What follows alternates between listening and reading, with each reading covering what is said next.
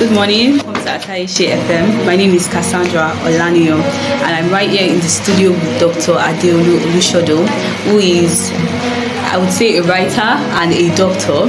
Yeah. And today we'll be talking about a very important topic. It's one of the most discussed topics out there, and it is Nigerian entertainers' lifestyle on youth productivity.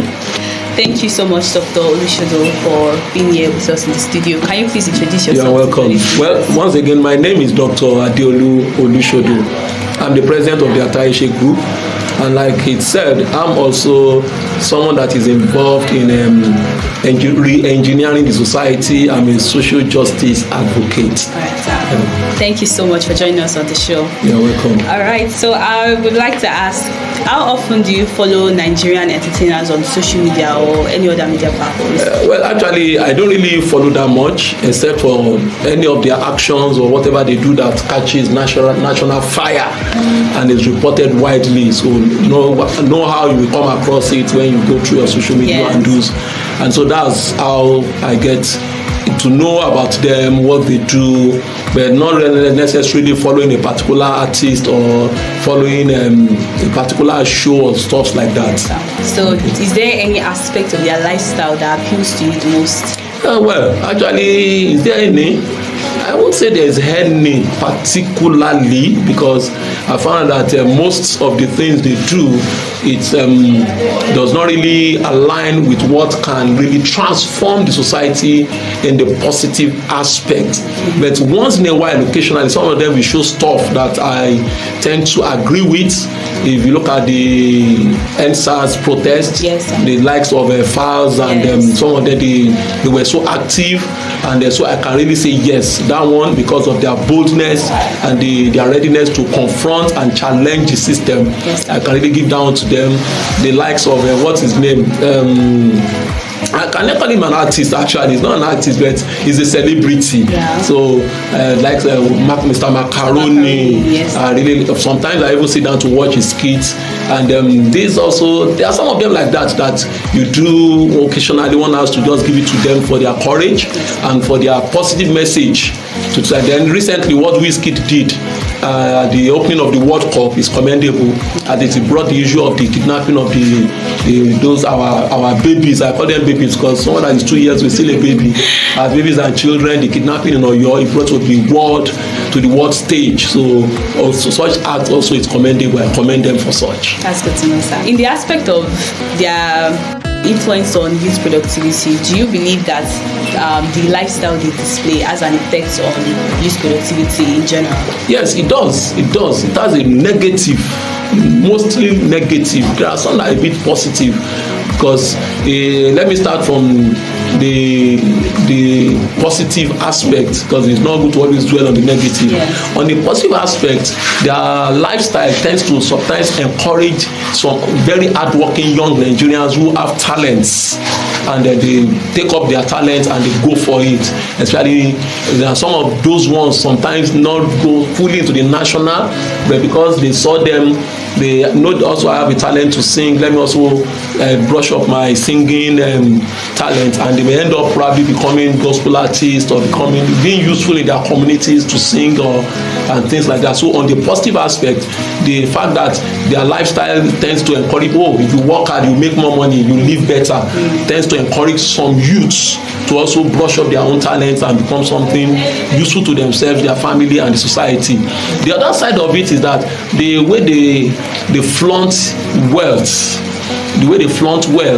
it sometimes makes some youths to think money will just come anyhow. So they just when they did get known and he's already riding a Benza, he's living in a duplex in a VI and stuff like that. So it makes people think, some of the young side think, it's just work small and you get a huge money. So it's on that aspect, it doesn't really make some to believe that you have to work hard. So they just think it's just you sing one or two lines, you blow and you make it.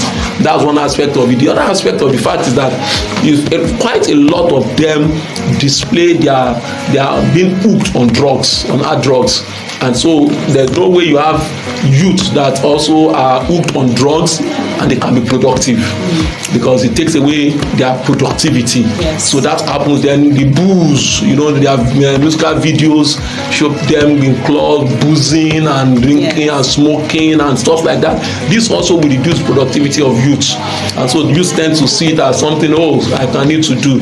So also reduce productivity. Quite a lot of them are also, they are ambassadors to all these betting platforms and stuff like that, and they encourage people, register with my promo code and you get this and all those ones.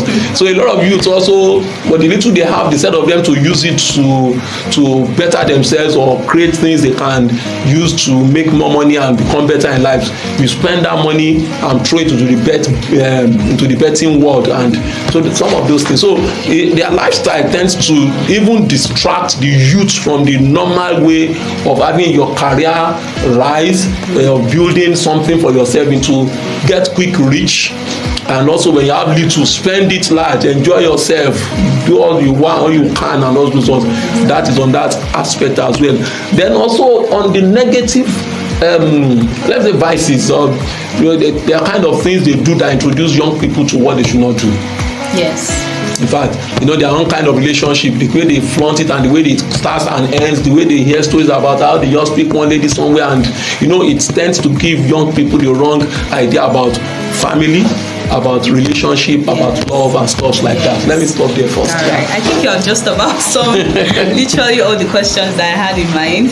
Yeah. But I would say it's just like what you've been saying, that the reliance on and the excessive interest in celebrities has affected different aspects of youth productivity, especially in terms of education, in work, and I did not even mention education, because a lot of youth, like this guy, though he was corrected and he took correction, that trying to portray that education does not really matter. What's his name? This TikToker. What's his name again? That boy.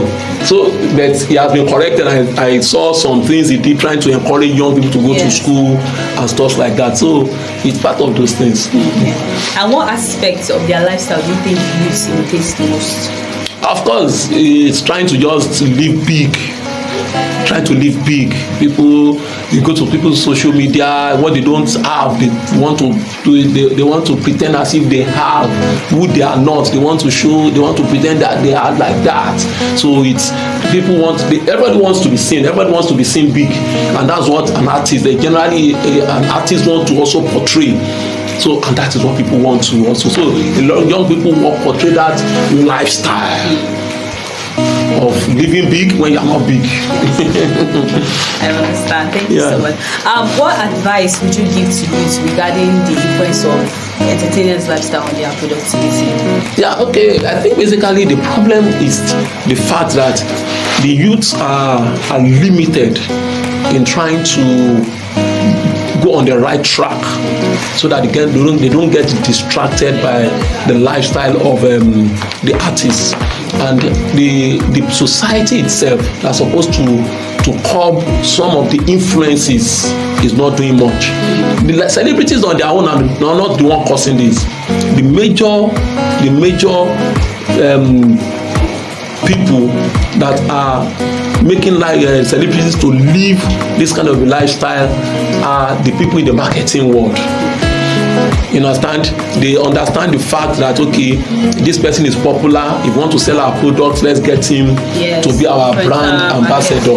Yes. And there's no way you want him, once you sign someone as brand ambassador, you want him to become more popular so that you get more popular too. So you are going to do things to portray him as big. He cannot afford to. Let's pick the small artists first, the upcoming ones. On norms, you cannot afford a new Jeep.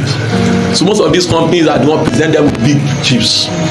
Give them, sign them on, and they just put them in apartments on the island and stuff like that. And they know that they package it with their producers and their managers in a way that once they make money, they deduct. So most of those cars, flashy cars, are not even owned by the artist directly. Yes. They are just on a lease basis. So the company provides the car, they drive it for 1 year, there's a particular amount they pay. Then after 6 months, the company change it to another bigger one, and people think, oh, yes, to ride in the house to jack. So you see, all those things the youth will not see because they don't know how it works. Yes. That the people providing all these things are underneath, just trying to prop up these artists so that they can sell their products or they can pass their message, and that is what is really happening. So the youth needs to just know that most of these things does not exist. It's not real. An average youth is not real. It's not real. All these lifestyles, these artists are, most of it is not real. It's something that is just there. It's not real. The real thing is to work hard, make your money, and spend it. And spend money in a way that can bring more to come, not just make money and spend everything at once. So the Nigerian youth needs to first understand the fact that this lifestyle is not real. It's not. There's nowhere. There's nowhere. There is a particular group. There's a particular industry that presents it that way. But truly, nobody is living that life. Nobody lives that life.